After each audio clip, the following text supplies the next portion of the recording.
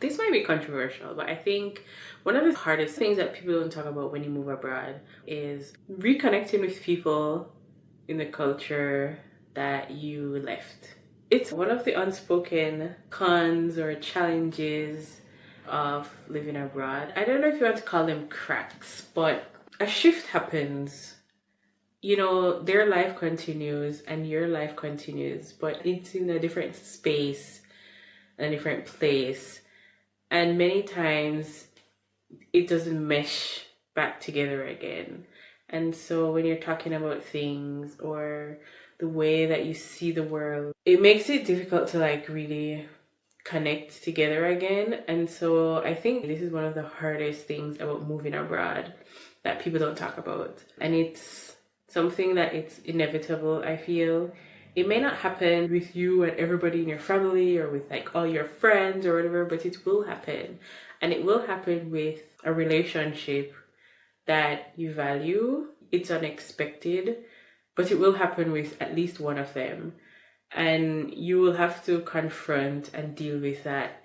Maybe deal with the fact that maybe you and that person have outgrown each other, or it may not be an outgrow, but it's a shift, and so you no longer align, and it's difficult to maintain or to get back that relationship the way it was. And it doesn't mean like it's the end of the relationship necessarily. Well, there is an ending and you have to like grieve it a little bit, but you can like come back and rebuild in a different way. The point is you can't really like fall back into step or fall back into place for where things are for many of your relationships. You've changed, and so you don't fit back into the puzzle. Like it's no longer your puzzle. The place where you moved away from, it's no longer your puzzle anymore. And I think this is something that we don't really talk about. And there is a specific loneliness for when you reach back out to people in the culture you moved away from and you realize that, we don't relate to each other anymore. And I think that's like one of the hardest things. It's something that everybody who moves abroad struggles with at least once. What else are like hidden struggles of moving abroad? I mean, you have the usual, if it's a new language. So like when I moved to France, learning the language was absolutely crazy. I had learned French in high school, but it wasn't very well structured. I had a really great French teacher, etc. But the language learning in Jamaica isn't very well developed, especially back in the time when I was learning languages in Jamaica. When I got to France, I could like read and find my way around in terms of like sending emails or anything that's like writing based. But speaking and listening and understanding was an absolute nightmare. Maybe I should do a video on how I ended up learning and becoming fluent in French. Are you interested in that? Would you like to know? If you'd like to know, tell me in the comments. Because I spent many hours and I did something very, very unusual and a bit unorthodox. Unconventional. So tell me if you want to like know how I learned French and how I became fluent in French. Anyways, but back to the point of what I was saying, which I have now forgotten. We were talking about the struggles of, the struggles of learning a new language. This is one of the hardest things. And so I had to do a lot of studying, and I also like had to like limit the amount of English that I spoke. And that was like very difficult, just navigating normal sentences. And you really feel like, just like, I'm a smart person. What the hell? Why can I not ask for some cheese? Or, things like this. What else is like one of the hard things about living abroad? So general loneliness and nostalgia. So this does not happen. Loneliness and nostalgia doesn't always happen immediately. Sometimes you might be so excited and so ready to immerse in a new culture that you don't really miss your home culture, the one that you are coming from. But I think inevitably around maybe like the 2-3 year mark, you will become nostalgic. And it would be the simplest thing that will trigger something. You'll just start missing things. For me, it was often around like language things, trying to explain to like when I develop deeper friendships, and there would be just like things that I would try to explain or things that I want to say in express myself in patois, and it was just like very difficult to explain. But that like it would just trigger nostalgia for me. And then certain foods, which is pretty typical, like yes, certain foods you won't be able to get the foods that you're accustomed to, but some people are better. You might be better able to adapt around this, and you might be better able to like find alternatives, and it depends on the place where you go. So for example, in France, as a Jamaican and someone from the Caribbean, you would think that going to the African store is the best place to find your food. No, no, no, no. Go to the Asian supermarket. The Asian supermarket has everything Caribbean. Oh my God. All the things that you want is in the Asian supermarket. Just FYI. Back to what I was saying, nostalgia will happen, I think, around the 2-3 year mark, and something will just trigger it like this. A simple thing.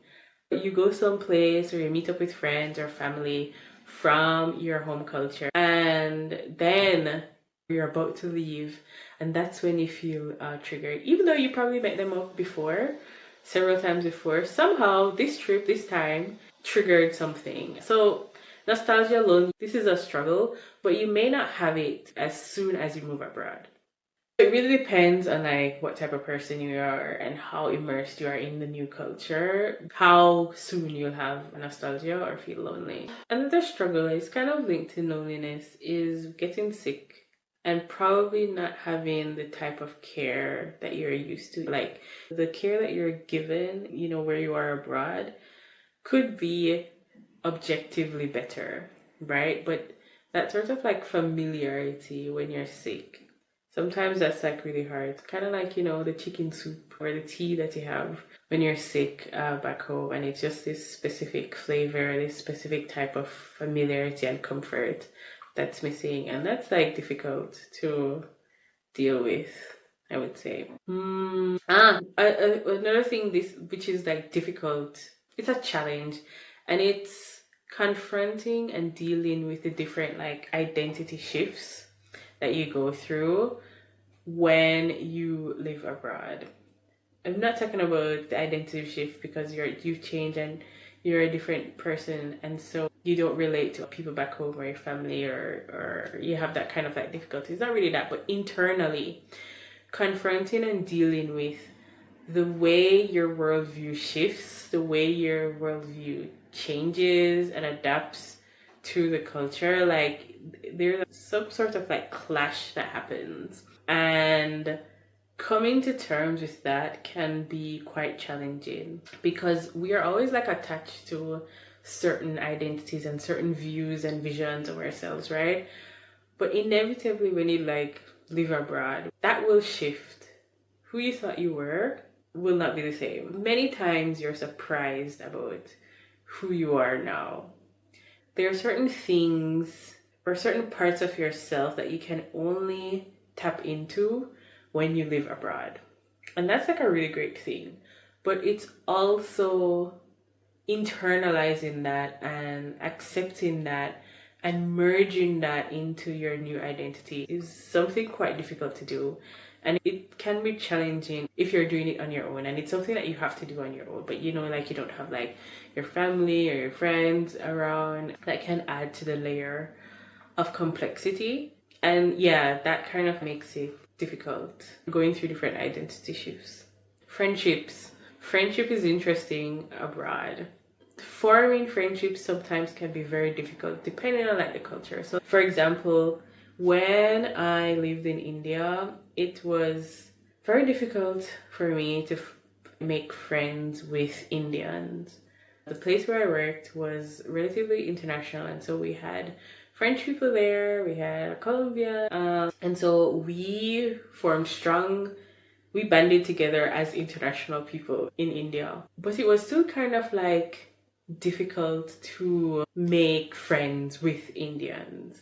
We had a few, you know, we had like a few good friends, but I would say globally this was kind of like a little bit challenging. And so sometimes how you make friends, making friends is kind of like really difficult because there might be like a sense of I'm going to leave soon. There's a kind of like barrier that you have to overcome, and it depends on what your situation is. Sometimes like you're kind of leaving soon, so you don't feel like you want to invest that much time, or you're still navigating like actually setting up your life in the place, and so you have other things that you need to like focus on, and you just don't invest the time in building the friendship, and it becomes a bit more superficial, or it's more about like casual social acquaintances and not that kind of like deep friendship. And sometimes sometimes it can be difficult, and it also depends on like where you are. So like for me in the south of France, it was somehow easier for me to make friends than in the north of France. And there's like a thing about when in the north of a place, the colder it is, the colder the people are. But navigating friendships and making friends when you're abroad is, I think it's a little tricky. And I think also because making friends as an adult is just a bit more challenging and difficult than when you're a kid, because you had this proximity and this routine and regularity of meeting people. Then it was just easier to form bonds and friendship. And another way that friendship is also just difficult when you're abroad is how your friendships shift as well, and how that sort of like proximity or distance affects relationships and your friendships that you thought were like deep friendships. People like to say distance makes the heart grow fonder, and sometimes that's true, but also distance creates distance because there's distance. And I think many people underestimate the impact of that distance that's created, and sometimes that can be a little bit like difficult. On the flip side, being comfortable with distance as a aspect of your relationships can also help with creating even stronger ones, because there isn't that sort of like obligation or expectation attached to the friendship in terms of like physical distance, in terms of like time zone, in terms of like what's just going on in each other's lives. You don't feel this pressure to like, I have to show up every single week, every single day at this time or whatever. And so you're allowed space within your friendships. And sometimes that can be like a really beautiful thing, and it can really evolve an old friendship and have it bloom into something even more meaningful. So distance creates distance in the sense of like physically, but it also creates space to reimagine or to reevaluate your friendships. And inevitably that can mean that you might outgrow some might kind of fade away, or others might evolve into something deeper. Some things that are often spoken about is when you arrive in a place, when you move abroad the first time. I've moved abroad 5 times, and it doesn't matter how many times, but when you move abroad the first time, if it's you're starting over, if it's the first time or the fifth time that you're starting over abroad, the first couple of weeks, months even, are always a bit overwhelming, because there's new information that you have to absorb, collate, sort out, filter, and then in order to create your life, right? And to start living and surviving and settling and immersing well in the place. So yeah, there's that overwhelm that you have to, I don't know, is it, oh yes, it's kind of like overwhelm, but there's this information overload that you go through that can be challenging. And sometimes it's at this point you might feel that, oh, you made a mistake and it's time to go. And I would say to you, wait. It is a phase, and you might just be at the point where you're about to overcome it, and you're about to like figure it out and unlock the next step, and have unlocked the part of your life that it just starts like settle into itself. So yeah, I would say wait. When there's information overload and that overwhelm of being in a new place, don't quit yet, or don't like say that you can't handle it. Give yourself grace and just wait. Give it a little bit of time to mellow in, to seep in, and for you to process everything. Slow down as much as you can in this period, and allow yourself time and a new picture, a new vision, a new perspective of things will show up for sure. So yeah, this part is difficult, but yeah, just wait it out a little bit, endure a little bit, and you'll be fine.